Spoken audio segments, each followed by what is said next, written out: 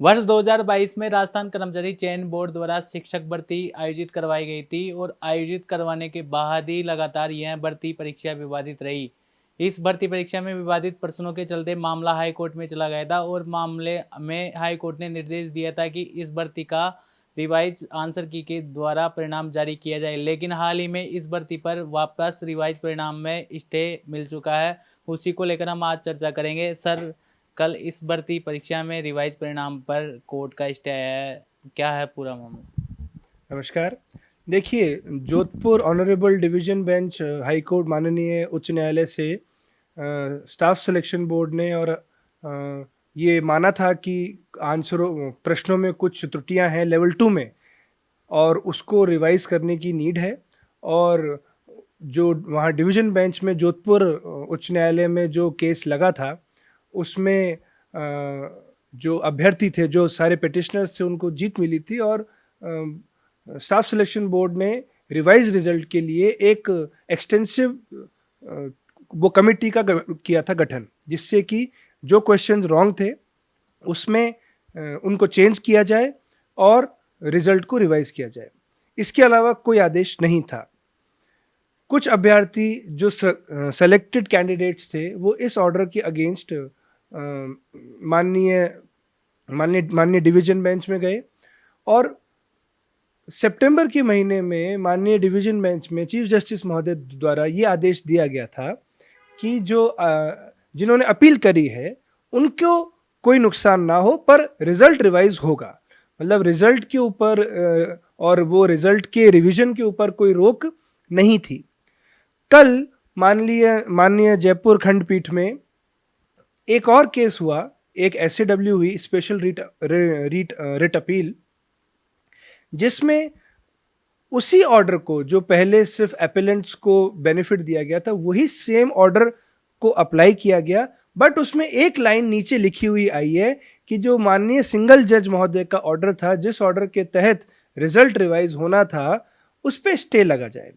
तो अब ये बहुत विचित्र सी स्थिति अभ्यर्थियों के सामने आ गई है कि एक जो रिजल्ट रिवाइज हो रहा था और एक मेन केस में, जो मेन केस है जिस केस में रिजल्ट को रिवाइज करने के लिए स्टे नहीं था, सिर्फ एप्लीकेंट्स को बेनिफिट दिया गया था।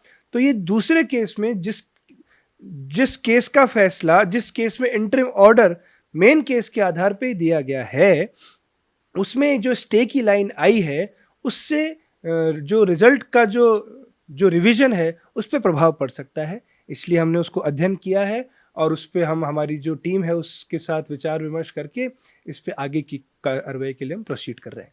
कर्मचारी चयन बोर्ड भी इस परीक्षा के रिवाइज परिणाम को लेकर तैयारी कर रहा था, क्या आप कर्मचारी चयन बोर्ड द्वारा परिणाम जारी नहीं किया जा सकता? देखिए, आज की डेट में जो कल ऑर्डर आया है उसके उस ऑर्डर की लास्ट लाइन ये लिखी है कि the order of honourable single जज शैल रिमेन स्टेड।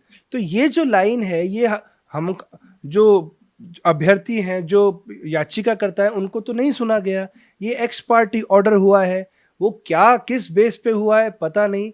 हमारी पूरी कोशिश ये है और हमारा पूरा प्रयास, हमारा काम भी इस चीज़ पे शुरू हो चुका है कि ये जो स्टे की लाइन है इसको हटवाया जाए। अगर स्टे है तो उससे वेकेट कराया जाए और माननीय जज साहब महोदय जो खंडपीठ के, उन्हें ये समझाया भी जाए, उन्हें ये एक्सप्लेन किया जाए कि जो मेन ऑर्डर चीफ जस्टिस महोदय की खंडपीठ से हुआ था उसमें जो रिजल्ट था उसको रिवाइज करने पे कोई रोक नहीं थी। सिर्फ एपिलेंट्स, जो कैंडिडेट्स सेलेक्ट हो गए हैं, जो नौकरी कर रहे हैं, उनको परेशानी नहीं होनी चाहिए और बिल्कुल सही बात है, उनको परेशानी होनी भी नहीं चाहिए। बट जो रिजल्ट एक एक्सपर्ट एक्सटेंसिवली जो जांच कर रहा था, एक्सपर्ट बॉडी, उसके द्वारा जब रिजल्ट रिवाइज करा जा रहा है तो उस पर स्टे नहीं होना चाहिए। हम इस पे पूरी तरह से प्रयासरत हैं कि जैसे ही इसका अध्ययन कंप्लीट होते ही हम इसको जो स्टे है इसकी वेकेशन की एप्लीकेशन हम माननीय खंडपीठ में लगाएंगे। सर, वो अभ्यर्थी जो लगातार इस विवादित प्रश्नों के चलते जिन्होंने याचिका लगाई थी, क्या अब उनका इस परिणाम को लेकर इंतजार लंबा होगा? देखिए, जो फैसला आया था कि रिजल्ट को, प्रश्नों को रिवाइज किया जाए अगर उनमें त्रुटि है, और कर्मचारी चयन आयोग ने त्रुटि मानते हुए रिजल्ट को रिवाइज करना की प्रक्रिया शुरू कर दी थी। ये याचिकाकर्ताओं की बहुत बड़ी जीत थी।